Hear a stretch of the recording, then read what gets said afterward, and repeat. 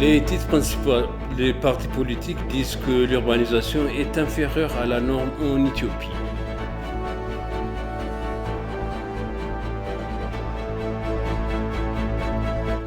L'Union africaine a appelé à la fin du régime militaire du Tchad.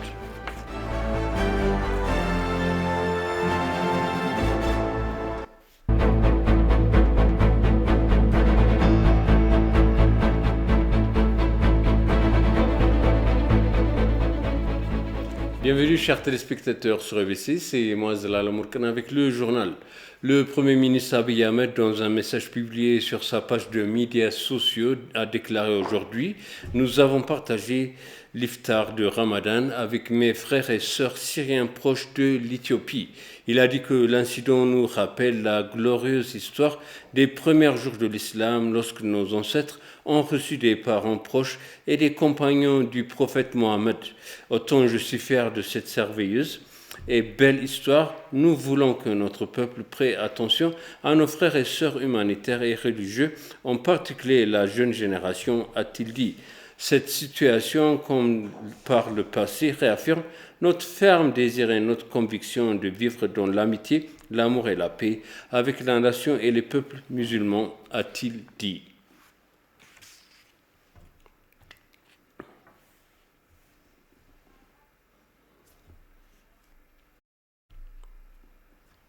C'est vraiment décevant pour l'Éthiopie car l'Égypte et le Soudan ont décliné leurs offres de partager des informations sur le deuxième remplissage du réservoir du Grand Barrage de la Renaissance pendant la principale saison de pluie.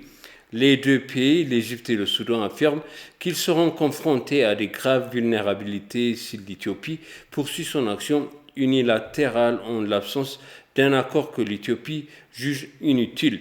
Le ministère des Affaires étrangères de l'Éthiopie a critiqué le Soudan pour avoir prétendument changé sa position sur l'impact du Grand Barrage sur la sécurité hydraulique au Soudan pendant la saison des inondations et a critiqué le Caire pour son manque d'appréciation de la générosité de l'Éthiopie en offrant de ne pas compromettre de manière significative l'eau de l'Égypte. La dernière chose que je souhaite le ministère soudanais est de porter plainte au Conseil de sécurité de l'ONU à protester contre les décisions de l'Éthiopie, a-t-il dit.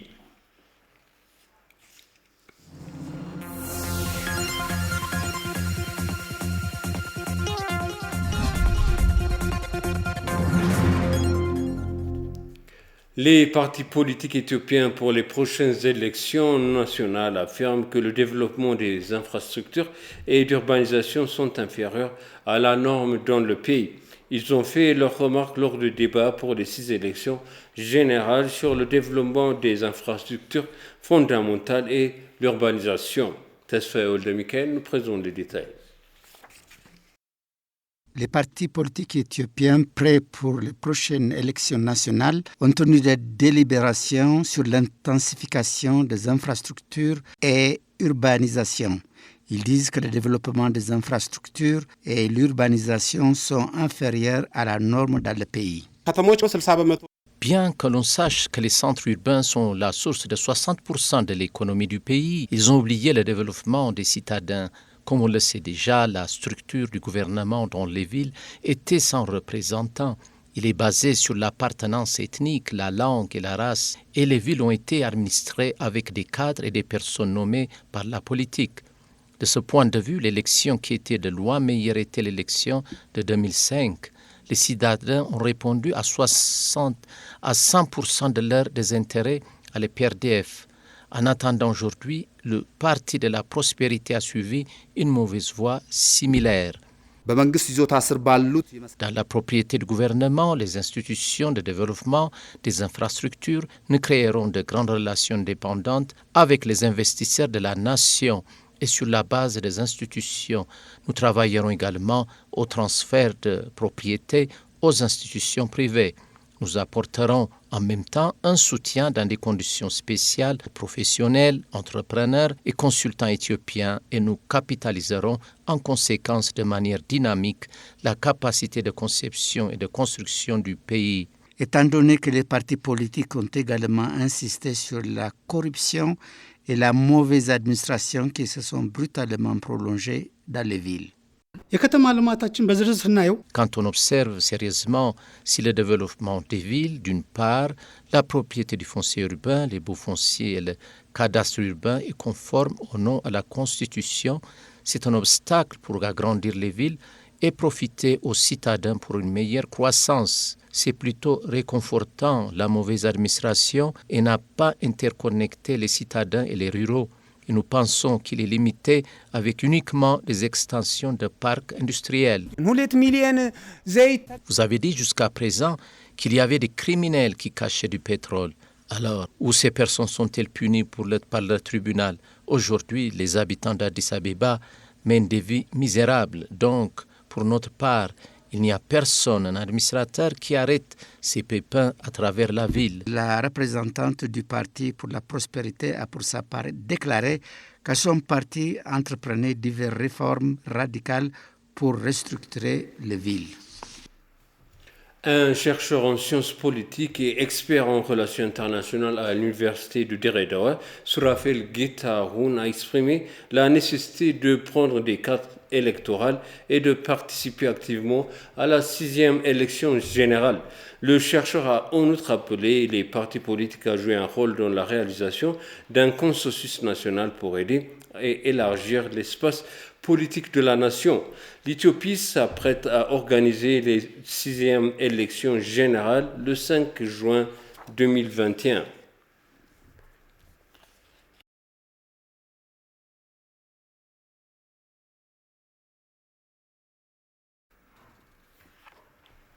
Divers médias ont réitéré la déclaration du Conseil de sécurité des Nations Unies sur le Tigray en tant qu'affaire interne de l'Éthiopie.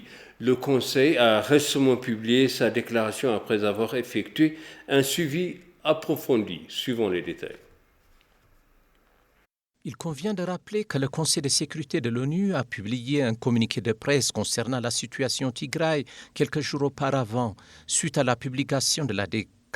Différentes institutions médiatiques l'ont rapporté allant de CNN à Reuters et VOA à d'autres médias locaux internationaux. CNN, dans son rapport, a déclaré que l'ONU rompt le silence sur la crise éthiopienne.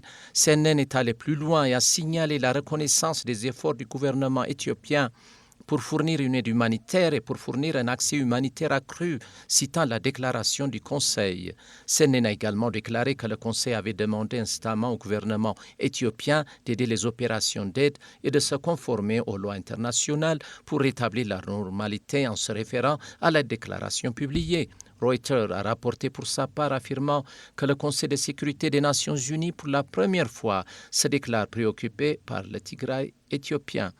Indiquant que le Conseil a publié la première déclaration publique sur la situation actuelle du Tigray, Reuters a déclaré que les membres du Conseil de sécurité ont exprimé leur profonde préoccupation concernant les allégations de violation des droits de l'homme, y compris les informations faisant état de violences sexuelles. Voice of America a également rapporté la déclaration du Conseil selon laquelle le Conseil de sécurité de l'ONU appelle à un accès accru à l'aide au Tigray en Éthiopie. VOA a déclaré que les membres du Conseil ont réitéré leur ferme soutien aux efforts des médiations régionaux, en particulier l'Union africaine et l'IGAD, et ont souligné l'importance de leur engagement continu. À la suite de la déclaration publiée par le Conseil de sécurité des Nations Unies concernant Tigray, la mission permanente de l'Éthiopie auprès des Nations Unies a publié une autre déclaration appréciant les considérations constructives des États membres et leur soutien continu. La mission qui a souligné l'opération entreprise pour rétablir la loi et l'ordre dans le Tigray est une affaire interne réglementée par les lois du pays, a appelé les partenaires internationaux à intensifier l'aide humanitaire pour répondre aux besoins humanitaires au Tigray et au-delà.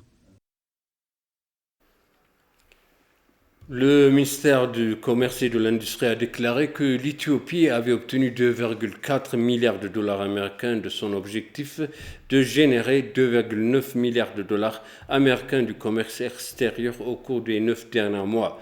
La performance du commerce extérieur de cette année a dépassé de 17% la même période de l'année précédente, a ajouté le ministère. Le ministère a obtenu plus de 745 millions de dollars américains de la cible pour obtenir plus de 674 millions de dollars américains des produits du secteur agroalimentaire.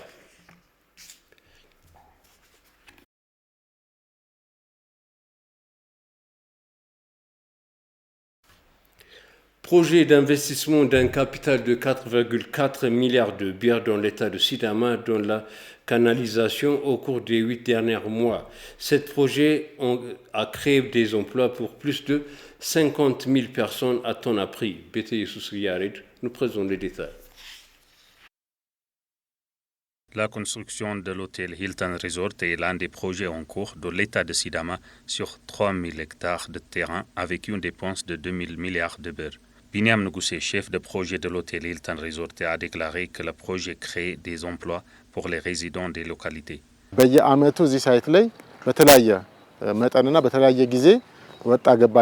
Ce chantier dans ce domaine crée en moyenne plus de 1300 emplois.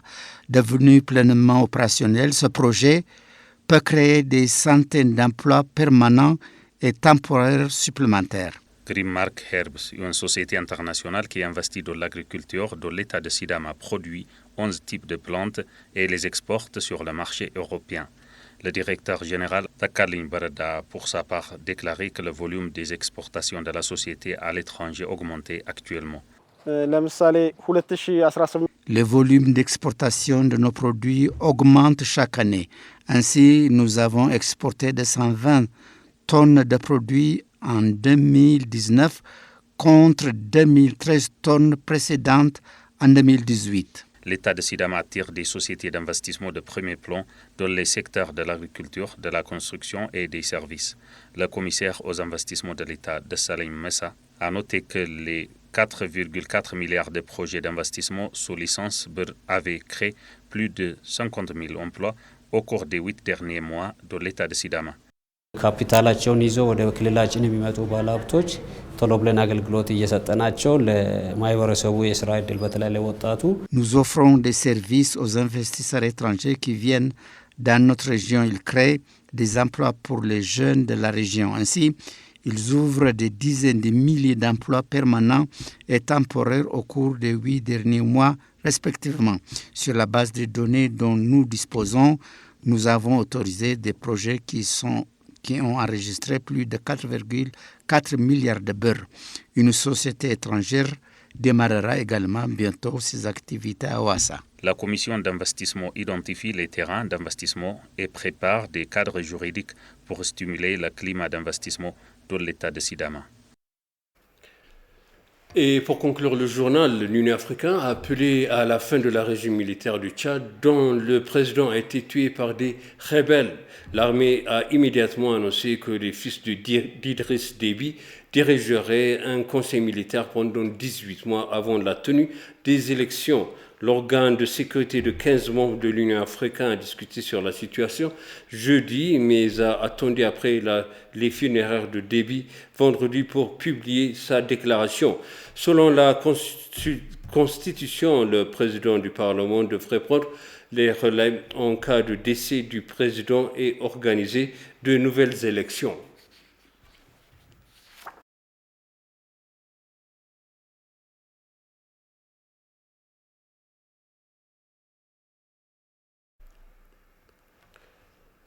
Je vous répète les titres principaux.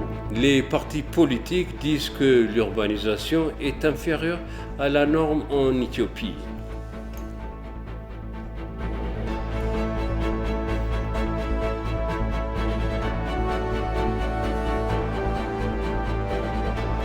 L'Union africaine a appelé à la fin du régime militaire au Tchad.